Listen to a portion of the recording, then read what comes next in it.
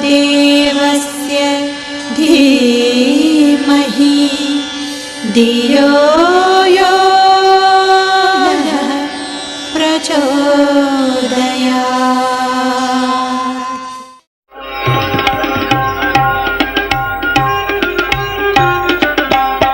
चलो गुरुदेव के सपने सजाने की शपथ ले लें।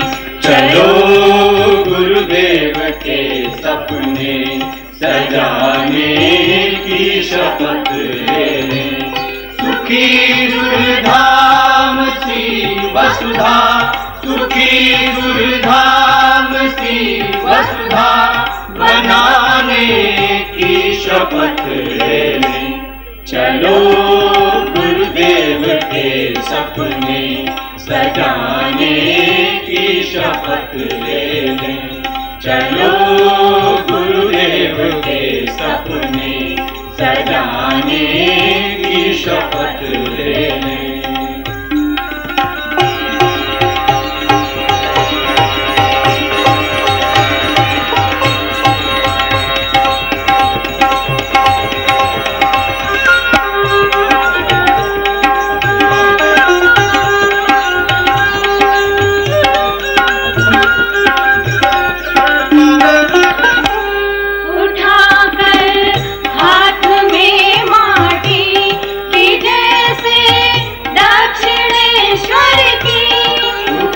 कर हाथ में माटी की जैसे दक्षिणेश्वर की शपथ ली देश भक्तों ने न चिंता की कभी सिर की। शपथ ली देश भक्तों ने न चिंता की कभी सिर की। यहाँ गुरुदेव की हम जन्म भूमि रख लिए कर में। यहाँ गुरुदेव की हम जन्म भूमि रख लिए कर में। गहन दुष्वृत्तियाँ जग से मिटाने की शपथ ले लें। गहन दुष्वृत्तियाँ जग से मिटाने की शपथ ले लें। सुखी सुरधाम सी वसुधा, सुखी सुरधाम सी वसुधा बनाने की शपथ ले लें। चलो गुरुदेव के सपने सजाने की शपथ ले लें। चलो गुरुदेव के सपने सजाने की शपथ ले लें। गायत्री मंत्र साथ साथ बोले। ओम भूर्भुवः स्वाहा तत्सवितुर्वरेण्यं भर्गो देवस्य धीमहि धियो यो नः प्रचोदयात्। समझदारों की नासमझी। समझदारों की नासमझी क्या होती है? समझदारों की वो नासमझी होती है कि यदि समझदार गलती करता है तो क्षम्य नहीं होता, और नासमझ गलती करता है, कोई अनपढ़ करता है, कोई बेसमझ करता है तो वो क्षमा के योग्य है, क्योंकि उसमें अकल ही नहीं है। वो तो पीछे पीछे चलने वाला है, उससे कोई गलती हो गई तो वो हो गई। लेकिन आज समझदारी का क्या ठिकाना है, और समझदार होते हुए भी ना समझ है। मैं उस घटना को लेकर के चलूंगी, विदेशी घटना है कि एक अंग्रेज था, वो बाहर से आया और घर में आते ही थोड़ा सा 1 मिनट का अंतर हो गया, नौकर ने नमस्कार नहीं किया और उसके ऊपर कोड़े बरसाने लगा, और इतने कोड़े बरसाए उसके ऊपर कि हर कोड़े के साथ उसके खून छिलछलाया। एक लड़की देख रही थी उसको, वो तिल मिलाने लगी और उसने कहा भी, अन्य विनय भी किया कि ये अत्याचार मत करो, ये इंसानियत नहीं है, ये हैवानियत है। लेकिन वो नहीं माना, अंत तक उसको मारता ही रहा जब तक वो बेहोश नहीं हो गया। इसी तरीके से एक और घटना है इसी तरीके की कि एक व्यक्ति था, जहाँ गोरे और कालों में भेद है अमेरिका में, तो वहाँ खेत जोत रहा था। कहीं तो ऐसा है कि बैलों के साथ जुताई होती है, हमारे यहाँ बैल करते हैं, घोड़े करते होंगे। तो वो घोड़े के साथ उस निग्रो को लगा दिया गया और उसे आ गई नींद, थोड़ी सी नींद आ गई। तो नींद आ कैसे गई? आनी नहीं चाहिए, खरीदा हुआ गुलाम है, और खरीदे हुए गुलाम के कोई जान होती है? वो तो पशु से बेहतर है। पशु से बेहतर की जो जिंदगी है और जो उसके साथ में व्यवहार है वो अनुकूल नहीं है, प्रतिकूल है। उसने भी इतने कोड़े बरसाए उस पर कि वो आह भी नहीं कर सका और वो धूल में मिल गया, दम तोड़ दी। वो लड़की चुपचाप देखती रही। इसी तरीके से एक और घटना है कि दासी को बेचा गया और उसका 3 वर्ष का बच्चा था, जो कि बच्चा अपनी माँ को तड़पता हुआ रह गया और माँ अपने बच्चे को तड़पती हुई रह गई और उसको बेच दिया गया। और उसने दोनों हाथ फैलाए, अरे मेरा बच्चा क्यों छीनते हो? किसी माँ से पूछिए कि किसी माँ के बच्चे को कोई उठा ले जाए तो कितनी पीड़ा उस माँ को होगी। लेकिन वो नहीं माना है और उसको दासी को बेच दिया गया। बच्चा अलग और माँ अलग। लड़की ये सारा दृश्य देखती रही और कहानी यहाँ से शुरू हुई। यहाँ से जब शुरू हुई कहानी तो उस लड़की ने एक शपथ ली, एक संकल्प लिया अपने मन में। छोटी सी की एक लड़की, उन्होंने कहा, उसके मन के अंतःकरण के भगवान ने कहा कि इस अनीति से जूझना चाहिए, अंत तक जूझना चाहिए। चाहे हमको सजा होगी, चाहे हमारे प्राण जाएंगे तो जाएंगे, पर हम अपने संकल्प बल से विचलित नहीं होंगे। उसने एक पुस्तक लिखी जिसका नाम है टॉम काका की कुटिया। एक पुस्तक लिखी। इस पुस्तक के 300 संस्करण छप चुके, अन्य भाषाओं में, जाने कितने भाषाओं में, और सारे अमेरिका में उसने तहलका मचा दिया। उन दिनों इब्राहिम लिंकन राष्ट्रपति थे वहाँ के, तो एक नया कानून बनाने जा रहे थे जिसमें कि निग्रोहों की लकड़ी और कोयले जैसी कीमत बनाने वाले थे। लेकिन उनके हृदय पर चोट पहुंची, उनके ऊपर प्रहार हुआ। क्यों साहब प्रहार काय का हुआ? बंदूक का, तलवार का नहीं, आप नहीं जानते। शब्दों का प्रहार और विचारों का प्रभाव आप क्या समझते हैं? अरे विचारों का प्रभाव तो इतना जबरदस्त होता है, इतना जबरदस्त होता है कि अभी हमारे लड़के ने कहा था कि लावी तट पर संकल्प लिया गया था और सारे स्वतंत्रता मिलकर के ही रही। कोई रोक सका क्या? कोई नहीं रोक सका था। हमारे ये हृदयहीनता हमें ये कहाँ ले जाएगी? हम ये समझदार बनते हैं, हम पढ़े लिखे बनते हैं, फिर ये हृदयहीनता क्यों है? विशालता क्यों नहीं आएगी? इसी तरीके से एक और मुझे घटना अभी की याद आती है, और जब मुझे याद आती है तो मेरा हृदय तिलमिलाने लगता है कि जिसके घर में बारात आने वाली हो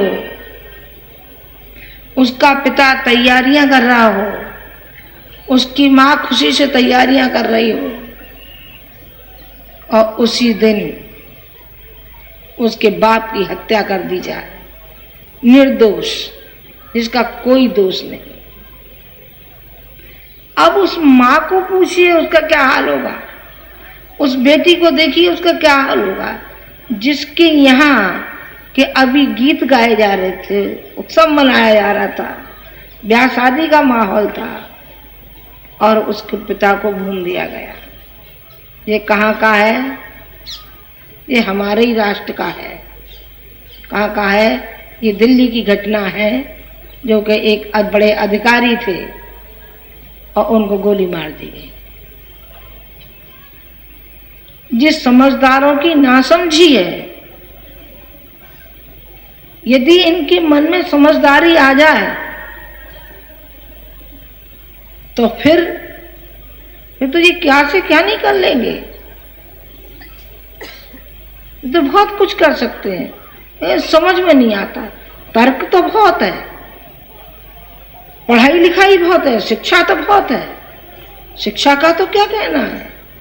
विज्ञान से लेके अनेक जाने क्या क्या, देखिए कि किस तेजी से बढ़ती हुई शिक्षा जा रही है, उतने ही अपराध बढ़ते जा रहे हैं। पुराने वक्तों में जो कोई अपराध करता था, थोड़े अपराध होते थे, इतने अपराध नहीं होते थे। मैं उसको ये तो नहीं कहती हूँ कि कोई अच्छी बात है, तो उसे कटघरे में रख दिया जाता था और सिर छोड़ दिए जाते थे, तो नोच नोच के उसको खाते थे, नमक छिड़क दिया जाता था, ताकि ये अपने कसूर को ये समझे कि हमने ये गलती की है और सब देखें, ताकि औरों का हिम्मत नहीं पड़े। आज इतने अपराध बढ़ते हुए चले जा रहे हैं, शिक्षा बढ़ती हुई चली जा रही है, उतने उससे ज्यादा अपराध बढ़ते हुए चले जा रहे हैं। आखिर क्यों अपराध बढ़ते हुए चले जा रहे हैं? ये कभी विचार किया क्या? नहीं, ये विचार नहीं किया। केवल अपने ही लिए जिए, अपना ही पेट भरा, अपने ही प्रजनन के लिए, अपनी ही रोटी के लिए सीमित रह गए। पराया दुख और दर्द और पीड़ा जरा भी वो समझ में नहीं आई। एक नाव में 3 व्यक्ति बैठे थे। नाव में जब 3 व्यक्ति बैठे तो एक उनमें से बोला, जी साहब, जिसने विज्ञान नहीं पढ़ा, तो विज्ञान नहीं जानता था, वो तो कुछ भी नहीं जानता, महामूर्ख है। दूसरा उसमें से बोला, उन्होंने कहा कि जो इतिहास नहीं जानता वो कुछ नहीं जानता। इतिहास में क्या है भाई, विज्ञान में क्या है? इतिहास बोला, वाह, कुछ है ही नहीं, बाबर हूँ, जाने कौन कौन बैठे, फलाने सन में पैदा हुए, फलाने सन में पैदा हुए, तुम क्या जानते हो? अच्छा। तीसरा बोला कि गणित सबसे बड़ा है, गणित सबसे बड़ा है और गणित के बगैर कुछ नहीं है। मल्ला सुन रहा था, जो नाव को चला रहा था, वो सब ये तर्क सुन रहा था। तर्क सुनते ही उसने एक बात कही कि भाई साहब, आप ये बताइए, क्या आपको नाव चलाना आता है क्या? वो तैरना आता है क्या? उन्होंने कही नहीं। तो उन्होंने कहा कि आपका विज्ञान किस काम का है, आपका इतिहास किस काम का है, आपका गणित किस काम का है? तूफान आने वाला है और ये नाव डूबने वाली है, और मैं तो ये चला और ये चला, मैं तो तैर के पार हो जाऊंगा, लेकिन तुम तैर के पार नहीं हो सकते। और वो जैसे ही उसमें तूफान आया, वो उतर के और कूद के मल्ला तो पार हो गया, और वो तीनों के तीनों डूब गए। तो साहब, क्यों डूब गए? इसलिए डूब गए कि तर्क तो उनके पास बहुत थी, इसमें कोई दो राय नहीं है, शिक्षित भी थे, लेकिन समय के अनुसार चलना उन पर नहीं आया। यदि समय के अनुसार चलते और समय के साथ साथ कोई उपाय ढूंढ लेते तो संभव है वो भी पार हो जाते। मैंने आपसे निवेदन किया, मैंने आपसे एक और निवेदन किया कि व्यक्ति यदि चाहे अपने दृष्टिकोण को बदल दे, बदला जाए दृष्टिकोण तो इंसान बदल सकता है। दृष्टिकोण को बदल दे तो इंसान बदलता हुआ चला जाता है। ये हमारी नासमझी है कि हम समय के अनुसार न हम संभल पाए न हम चल पाए। तो इससे ज्यादा नासमझी और क्या हो सकती है? ये नासमझी होती है। किश्ती ने मोड़ा मुख के किनारे बदल गए। किनारे बदल जाते हैं, हम नाव का जिस ओर मुंह कर देते हैं उस ओर ही किनारा आ जाता है। तो फिर ये दृष्टिकोण क्यों नहीं बदला जाता है? ये विचारधारा क्यों नहीं बदली जाती है? ये विचारधारा जो हमारी सड़ी गली है, इसको हम निकाल करके फेंके और हम कल शपथ लेंगे कि आजीवन हम राष्ट्र के उत्थान के लिए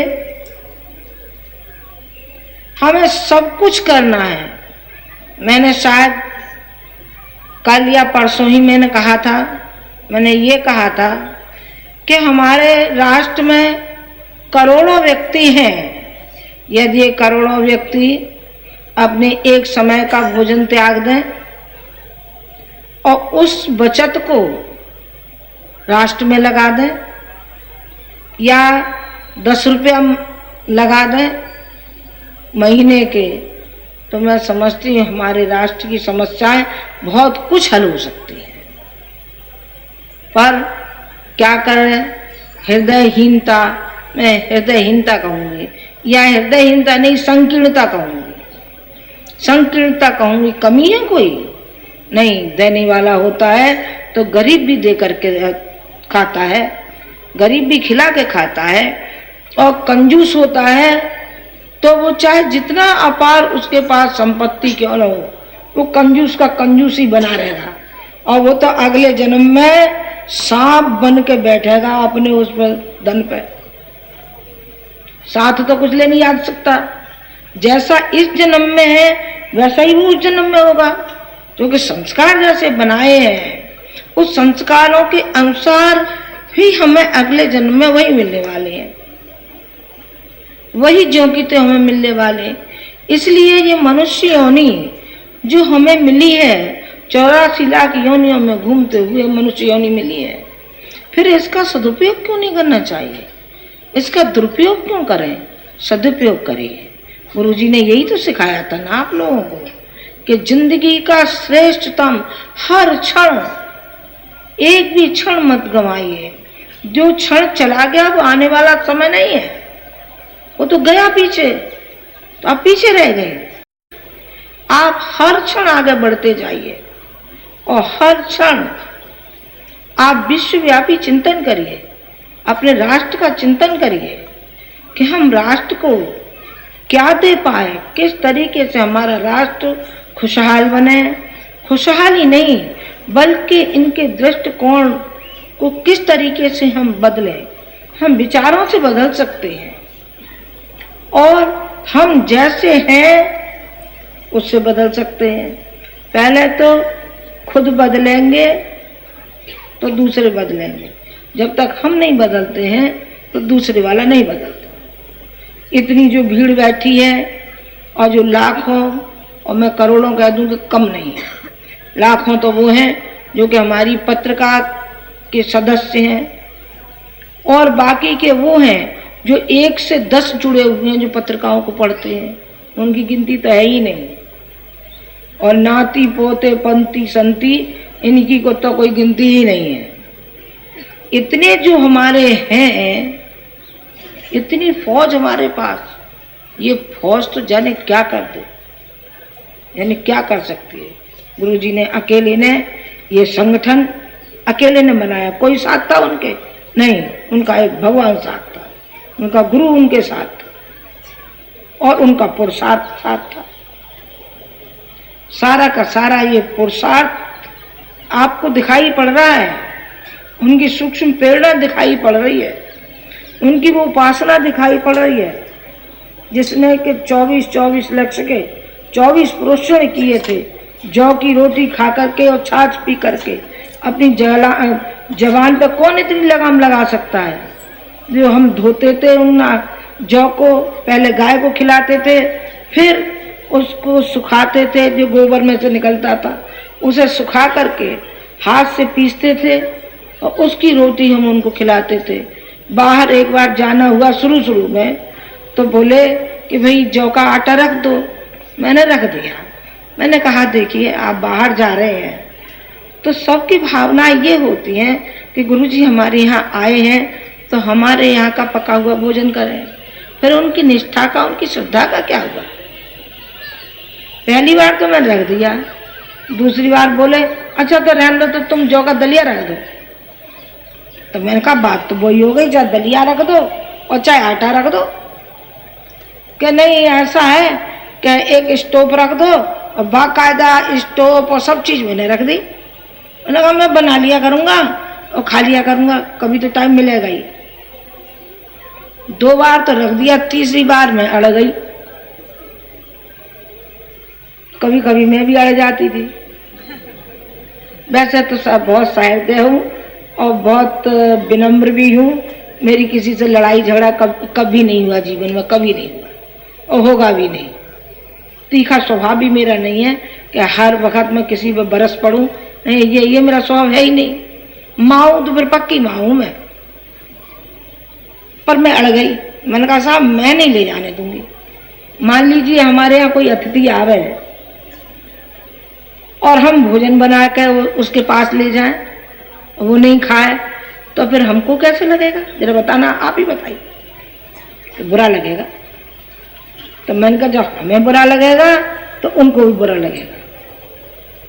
उन्होंने कहा कि जैसा खाए अन्न वैसा बने मन, न मालूम कौन का कैसा कुधान्य।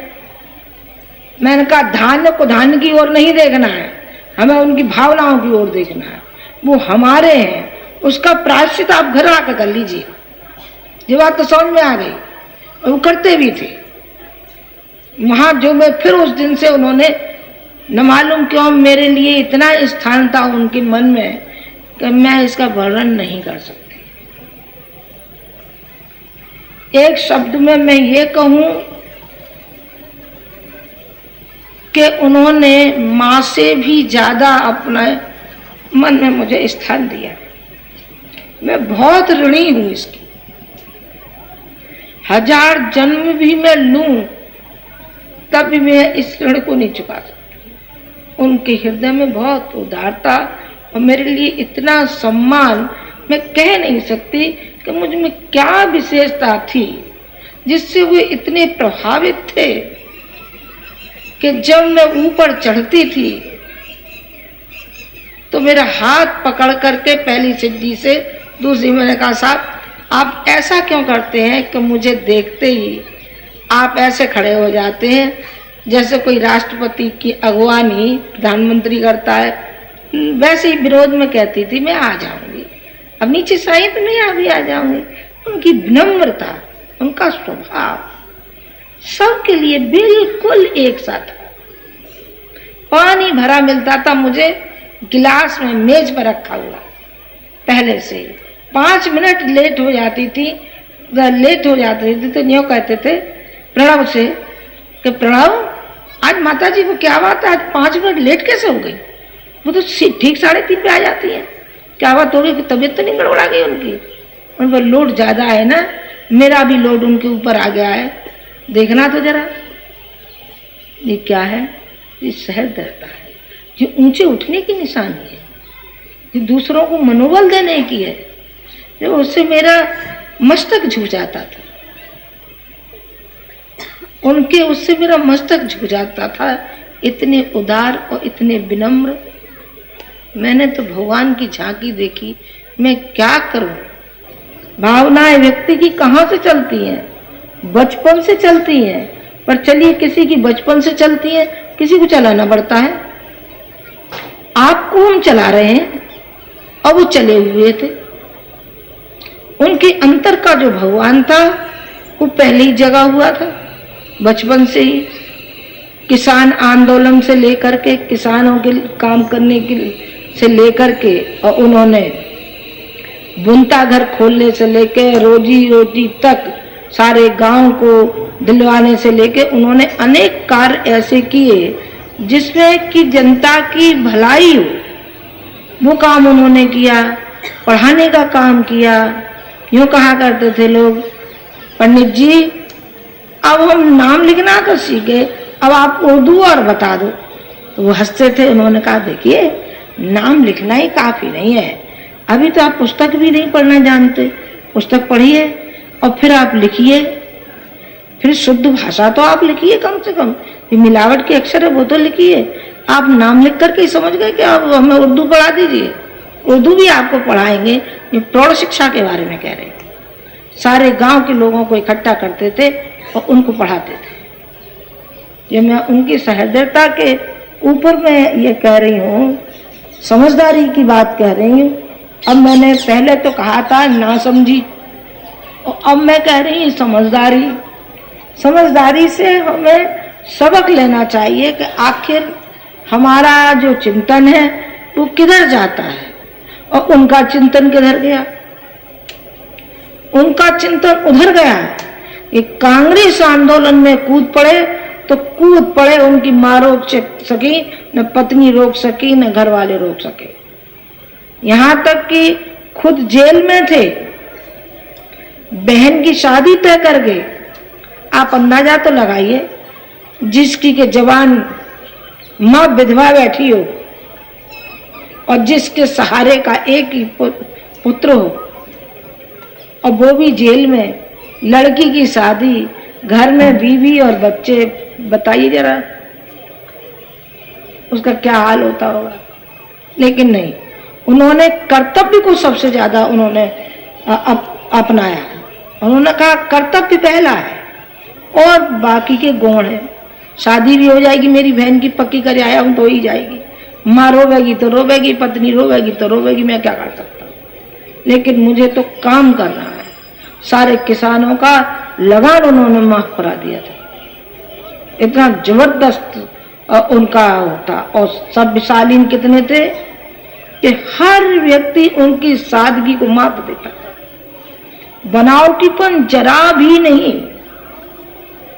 वहां गए थे गोरखपुर गए तो उन्होंने पूछा कि भाई ये बताइए पंडित जी आपकी कितनी पत्रिका निकलती है। उन्होंने बता दिया इतनी निकलती है। नहीं साहब ऐसा नहीं लगता कि आपकी निकलती होंगी। तो उन्होंने कहा आपको विश्वास नहीं होता तो रह दीजिए, इसमें क्या बात है, थोड़ी निकलती होगी। उन्होंने कहा आपके पहनाव ओढ़ाव से, आपकी सादगी से, आपके बिस्तर से ऐसा नहीं लगता कि आपकी पत्रिका इतनी निकलती है। तो गुरुजी ने एक बात कही, उन्होंने कहा आडंबर पर मुझे कतई विश्वास नहीं है, मैं जैसा हूं वैसा ही हूं। कि आप तो अपना बिस्तर कंधे पर रख करके आए, हमेशा वो थर्ड क्लास में चलते थे।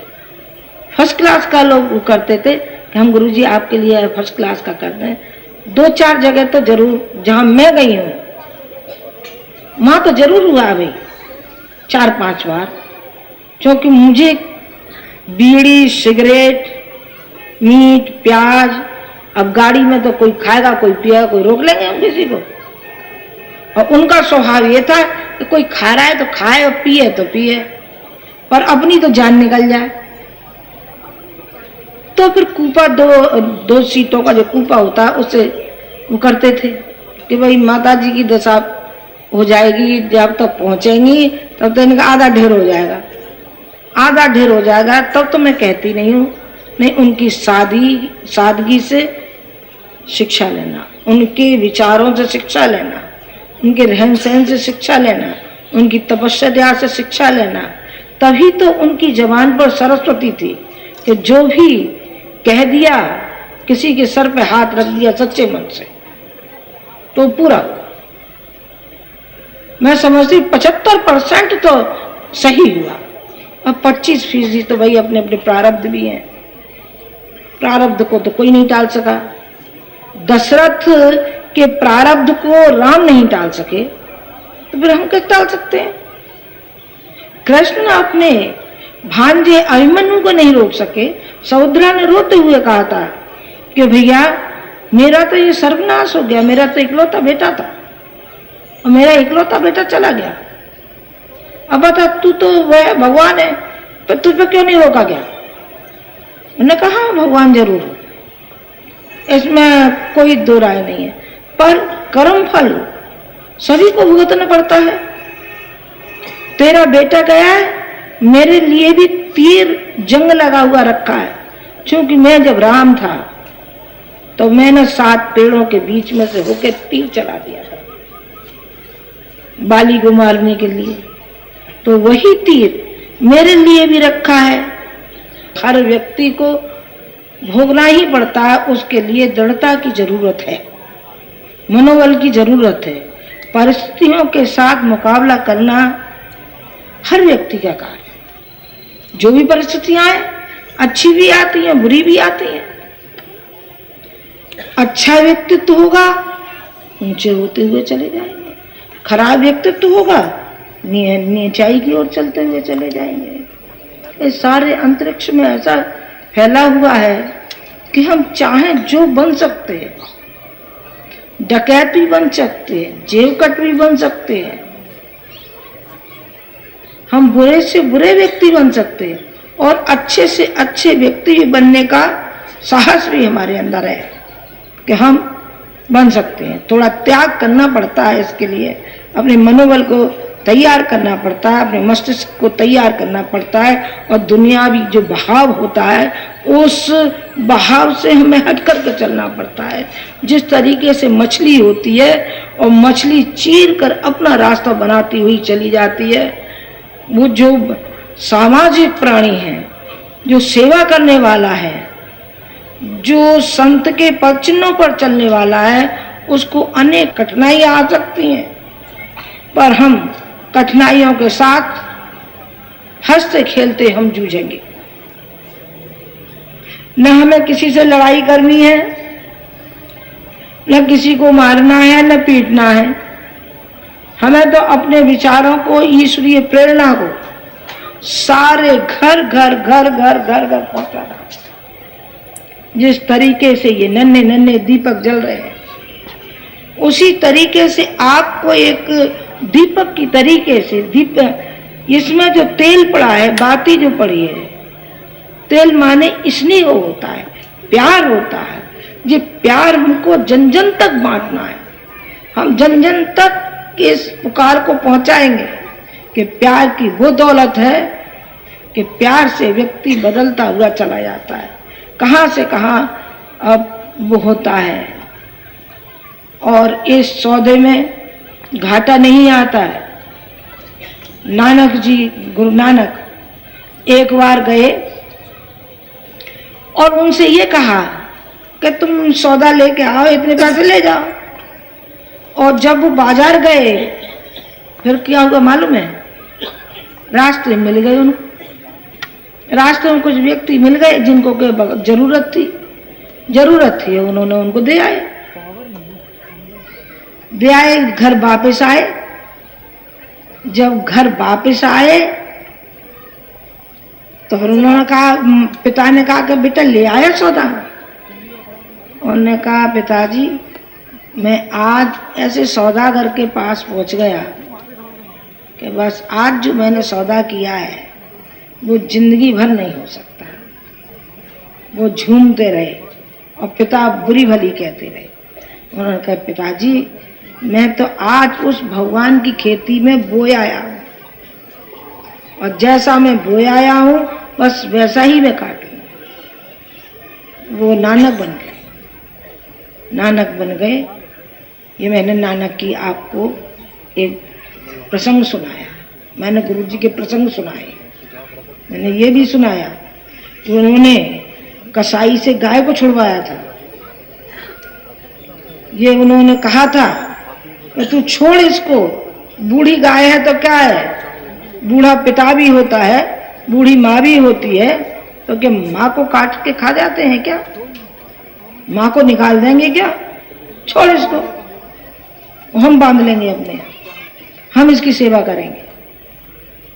कबूतर का तो मैंने अभी सुनाया ही था कि कबूतर भी उन्होंने छुड़वाया था उसके हाथ से, कि ये खाने के लिए ले जा रहा है और छोड़ना पड़ा। ये भीतर के कौन बोलता है?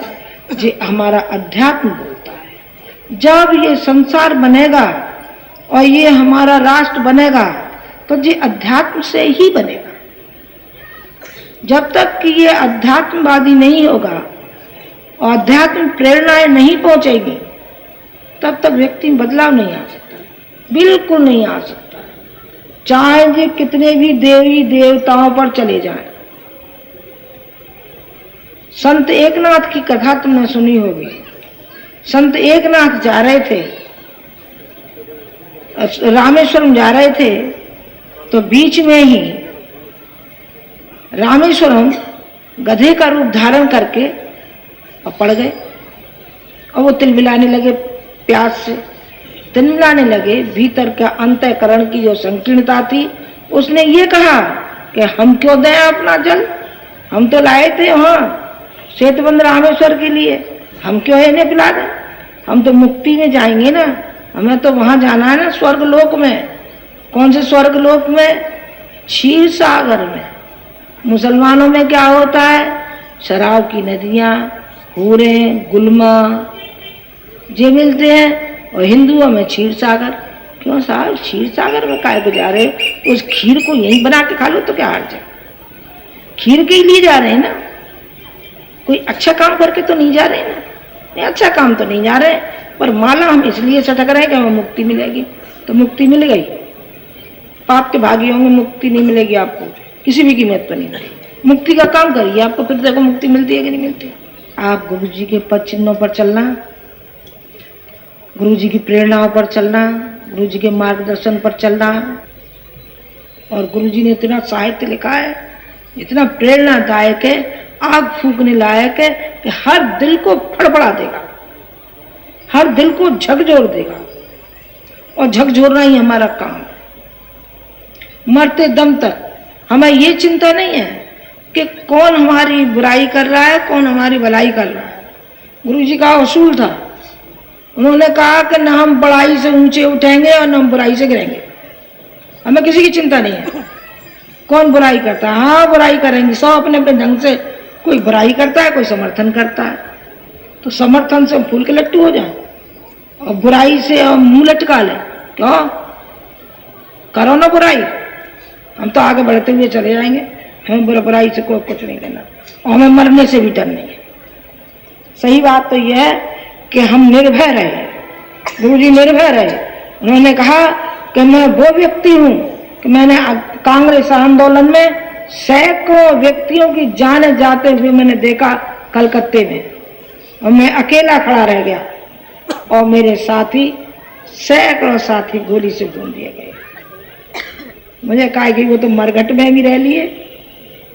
उनके लिए मरघट और घर, जंगल और घर बिल्कुल एक। जंगल में रख लीजिए, वो जंगल में रहे। मितव्ययी कितने? मैं समझती हूँ कि आज के युग में तो शायद ही कोई मितव्ययी इतना रहेगा। सन 70 की बात मैं आपको बताती हूँ।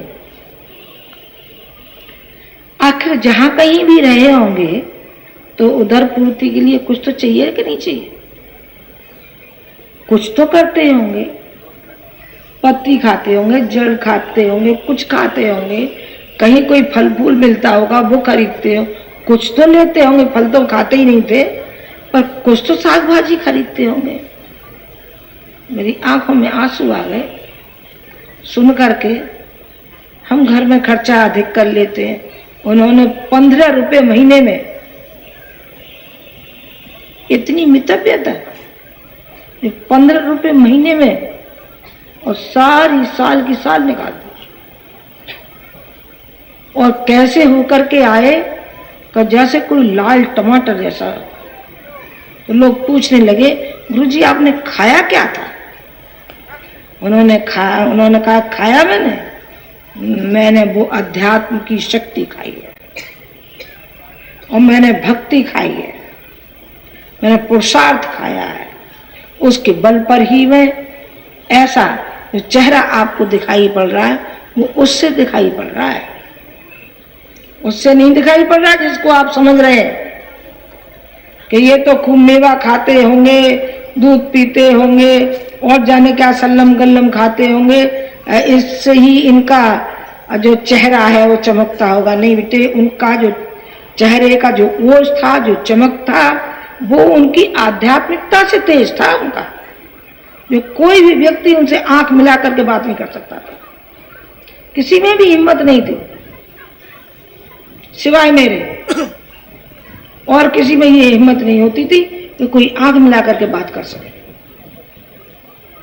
कोई भी नहीं कर सकता था, और न कोई बात को छिपा सकता था, कोई छिपाने की हिम्मत नहीं करता था। उनके सामने ऐसे उगलता था, एक बात को, अपनी कच्ची पक्की बात सब निकाल कर रख देता था। पर वो इस तरीके से पी जाते थे बात को कि जाने ये बात हुई ही नहीं थी। क्या मजाल, एक कान ने सुना है और दूसरा नहीं सुन सकता। उनमें इतना धैर्य और उतनी ही गहराई उनके अंदर थी, जे ही उनको ऊंचा उठाती हुई चली गई। जिसमें आप लोग इतने परिजन हमारे जुड़े हुए हैं, जो लाखों करोड़ों की संख्या में हमारे हैं, जिनको हम अपना कहते हैं। हम अपना कहते हैं। शेर का बच्चा शेर होता है, गीदड़ नहीं होता।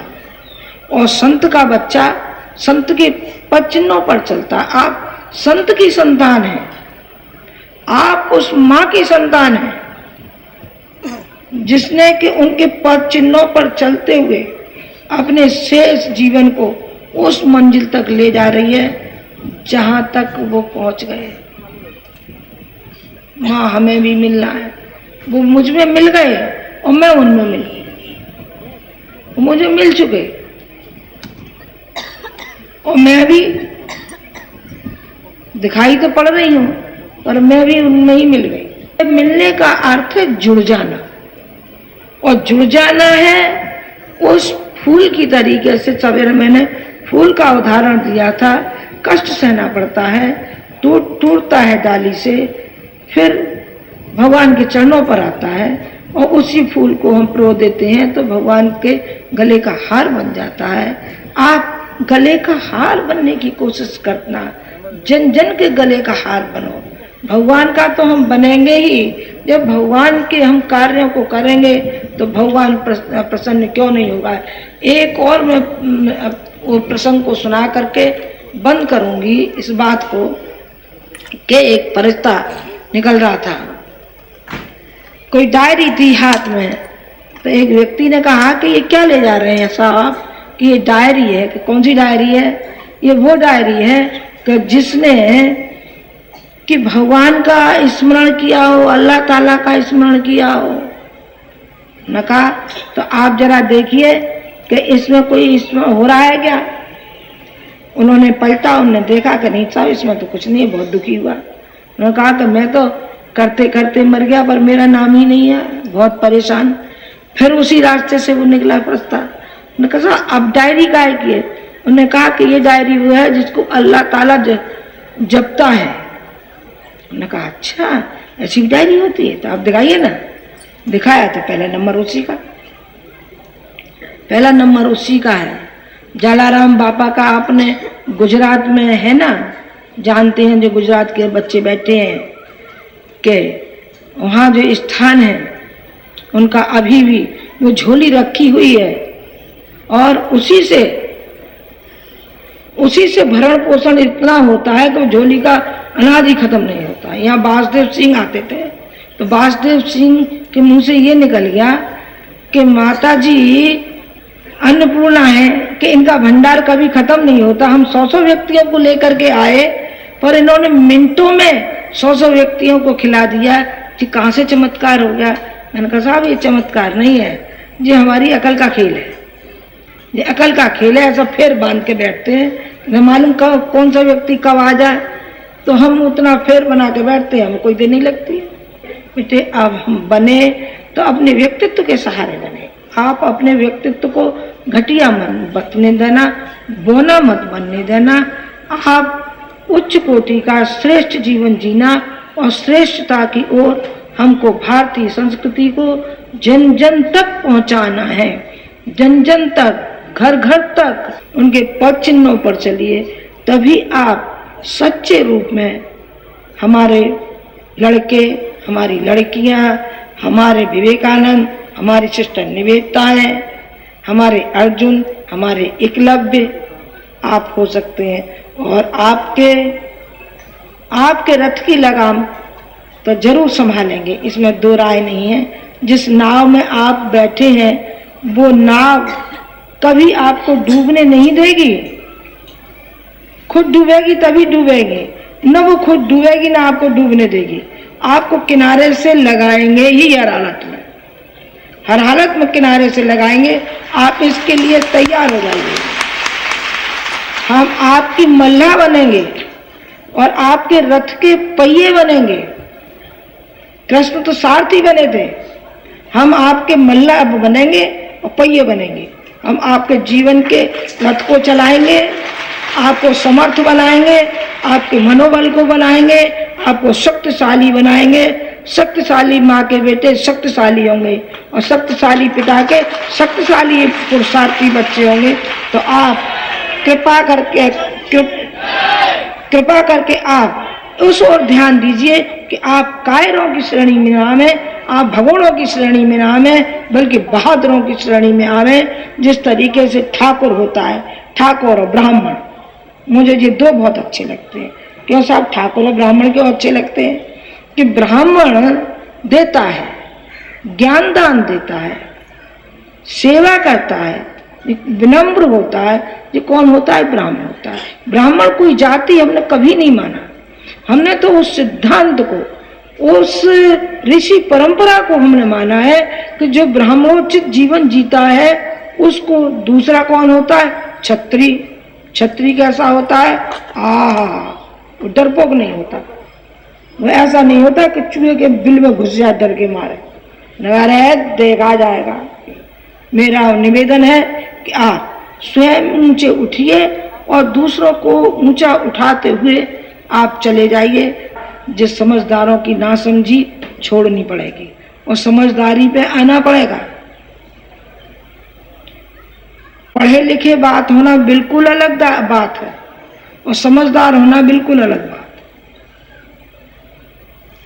समझदार बिना पढ़ा लिखा भी हो सकता है। बिना पढ़े लिखे में ज्यादा आध्यात्मिकता होती है पढ़े लिखे की अपेक्षा, क्योंकि उसके पास तर्क वितर्क ज्यादा रहते हैं। वो तर्क का पुंज है, बस तर्क करवा लो उससे चाहती, पर उसके अंदर वो भावनाएं नहीं है। बिना पढ़ा लिखा भावनाओं जानता है। सबरी बिना पढ़ी लिखी थी, मीरा बिना पढ़ी लिखी थी, सूरदास बिना पढ़े लिखे थे। वो भक्ति को जानते थे कि भक्ति क्या चीज होती है। भक्ति माने सेवा है, सेवा के अलावा कुछ नहीं।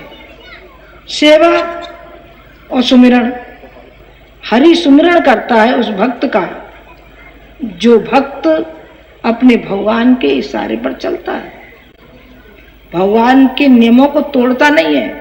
भगवानों के नियमों को तोड़ा नहीं कि बस वो गया नहीं, उसका स्वास्थ्य भी जाएगा, दिमाग से भी जाएगा, सब खोखला होता हुआ चला जाएगा।